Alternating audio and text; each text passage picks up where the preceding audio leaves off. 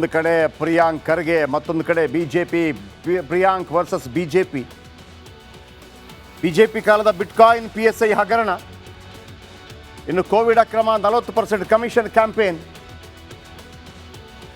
ಎಲ್ಲ ಹೋರಾಟದಲ್ಲಿ ಮುಂದಿದ್ರು ಪ್ರಿಯಾಂಕ್ ಖರ್ಗೆ. ಆದ್ದರಿಂದ ಬಿಜೆಪಿ ಟಾರ್ಗೆಟ್ ನಂಬರ್ 3 ಆಗಿದ್ದ ಪ್ರಿಯಾಂಕ್. ಸಚಿನ್ ಆತ್ಮಹತ್ಯೆಯಿಂದ ಪ್ರಿಯಾಂಕ್ ಖರ್ಗೆಗೆ ಸಂಕಷ್ಟ ಎದುರಾಗಿದೆ.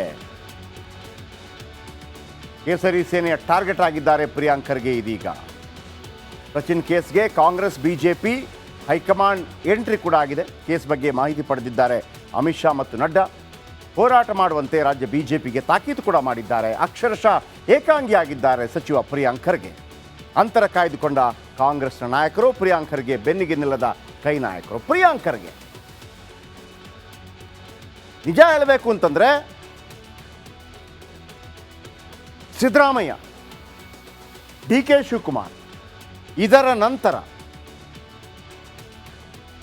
ಸಮಟೈಮ್ಸ್ ಸಿದ್ದರಾಮಯ್ಯ ಮತ್ತು DK ಶಿವಕುಮಾರ್ಗಿಂತಲೂ ಪವರ್ಫುಲ್ ಆಗಿ ಯಾರಾದರೂ ಬಿಜೆಪಿ ವಿರುದ್ಧ ಟೀಕಾ ಪ್ರಹಾರ ಮಾಡ್ತಾ ಇದ್ರೆ ಅದು ಪ್ರಿಯಾಂಕ್ ಖರ್ಗೆ ಒಬ್ಬರೇ. ಅದರಲ್ಲಿ ಎರಡು ಮಾತೇ ಇಲ್ಲ.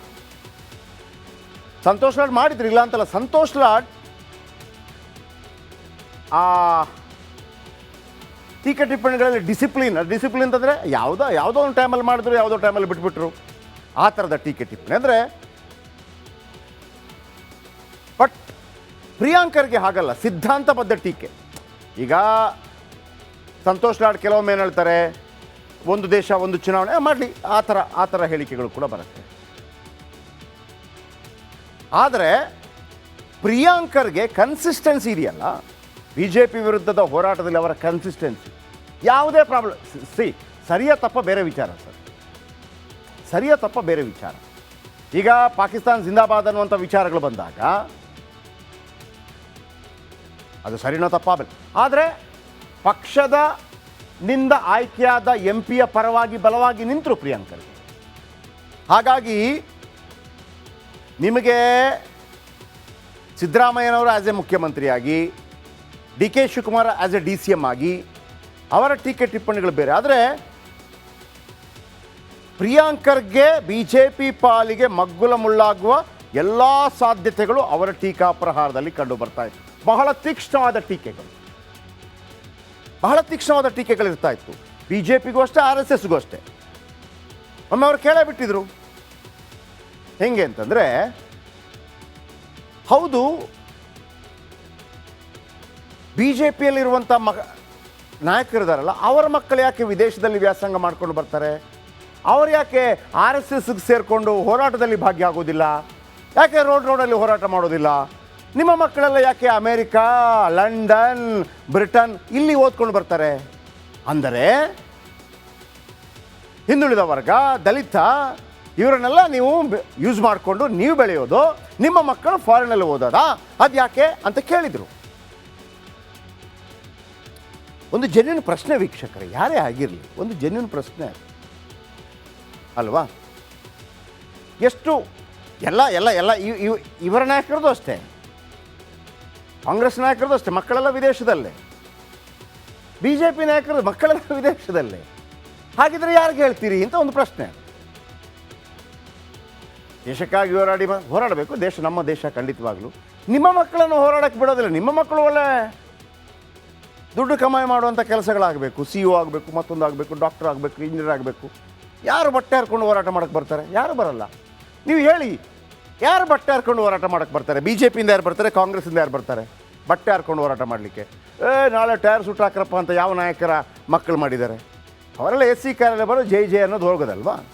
ಸೊ ನಾನು ಯಾಕೆ ಹೇಳಿದೆ ಅಂತಂದರೆ, ಪ್ರಿಯಾಂಕ್ ಬಿಜೆಪಿ ಪಾಲಿಗೆ ಮುಂದಿನ ದಿನಗಳಲ್ಲಿ ದೊಡ್ಡ ಶತ್ರುವಾಗಿ ಪರಿಣಮಿಸುವ ಎಲ್ಲ ಸಾಧ್ಯತೆಗಳಿತ್ತು. ಹಾಗಾಗಿ ಬಿಜೆಪಿ ಕೂಡ ಅನಿವಾರ್ಯ ಇವರ ವಿರುದ್ಧ ಹೋರಾಟ ಮಾಡಲೇಬೇಕು ಅಂತೇಳಿ. ಬಟ್ ಬಿಜೆಪಿ ಎಲ್ಲಿ ಮಾಡ್ತಾ ಇದೆ? ಬಿಜೆಪಿ ಇಂಟರ್ನಲ್ ಹೋರಾಟದಲ್ಲೇ ಬ್ಯುಸಿಯಾಗಿದ್ದಾರೆ. ಬನ್ನಿ ನೆಕ್ಸ್ಟ್ ಸ್ಟೋರಿ ಹೋಗೋಣ. ಒಂದು ಕಡೆ ಪ್ರಿಯಾಂಕ್ ಖರ್ಗೆ, ಮತ್ತೊಂದು ಕಡೆ BJP. Priyank versus BJP. BJP ಕಾಲದ ಬಿಟ್ಕಾಯಿನ್ PSI ಹಗರಣ, ಇನ್ನು ಕೋವಿಡ್ ಅಕ್ರಮ, 40% ಕಮಿಷನ್ ಕ್ಯಾಂಪೇನ್, ಎಲ್ಲ ಹೋರಾಟದಲ್ಲಿ ಮುಂದಿದ್ರು ಪ್ರಿಯಾಂಕ್ ಖರ್ಗೆ. ಆದ್ದರಿಂದ BJP ಟಾರ್ಗೆಟ್ ನಂಬರ್ 3 ಆಗಿದ್ದ ಪ್ರಿಯಾಂಕ್. ಸಚಿನ್ ಆತ್ಮಹತ್ಯೆಯಿಂದ ಪ್ರಿಯಾಂಕ್ ಖರ್ಗೆಗೆ ಸಂಕಷ್ಟ ಎದುರಾಗಿದೆ. ಕೇಸರಿ ಸೇನೆಯ ಟಾರ್ಗೆಟ್ ಆಗಿದ್ದಾರೆ ಪ್ರಿಯಾಂಕ್ ಖರ್ಗೆ ಇದೀಗ. ಸಚಿನ್ ಕೇಸ್ಗೆ ಕಾಂಗ್ರೆಸ್ BJP ಹೈಕಮಾಂಡ್ ಎಂಟ್ರಿ ಕೂಡ ಆಗಿದೆ. ಕೇಸ್ ಬಗ್ಗೆ ಮಾಹಿತಿ ಪಡೆದಿದ್ದಾರೆ ಅಮಿತ್ ಶಾ ಮತ್ತು ನಡ್ಡಾ. ಹೋರಾಟ ಮಾಡುವಂತೆ ರಾಜ್ಯ BJPಗೆ ತಾಕೀತು ಕೂಡ ಮಾಡಿದ್ದಾರೆ. ಅಕ್ಷರಶಃ ಏಕಾಂಗಿಯಾಗಿದ್ದಾರೆ ಸಚಿವ ಪ್ರಿಯಾಂಕ್ ಖರ್ಗೆ. ಅಂತರ ಕಾಯ್ದುಕೊಂಡ ಕಾಂಗ್ರೆಸ್ನ ನಾಯಕರು ಪ್ರಿಯಾಂಕ್ ಖರ್ಗೆ ಬೆನ್ನಿಗೆ ನಿಲ್ಲದ ಕೈ ನಾಯಕರು. ಪ್ರಿಯಾಂಕ್ ಖರ್ಗೆ ನಿಜ ಹೇಳಬೇಕು ಅಂತಂದ್ರೆ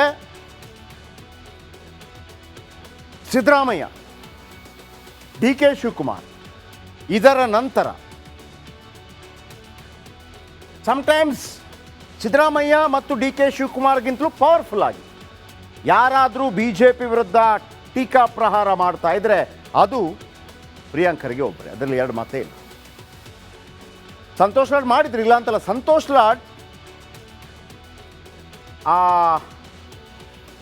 ಟೀಕೆ ಟಿಪ್ಪಣಿಗಳಲ್ಲಿ ಡಿಸಿಪ್ಲಿನ್ ಅಂತಂದರೆ ಯಾವುದೋ ಒಂದು ಟೈಮಲ್ಲಿ ಮಾಡಿದ್ರು, ಯಾವುದೋ ಟೈಮಲ್ಲಿ ಬಿಟ್ಬಿಟ್ರು, ಆ ಥರದ ಟೀಕೆ ಟಿಪ್ಪಣಿ ಅಂದರೆ. ಬಟ್ ಪ್ರಿಯಾಂಕ್ ಖರ್ಗೆ ಹಾಗಲ್ಲ, ಸಿದ್ಧಾಂತಬದ್ಧ ಟೀಕೆ.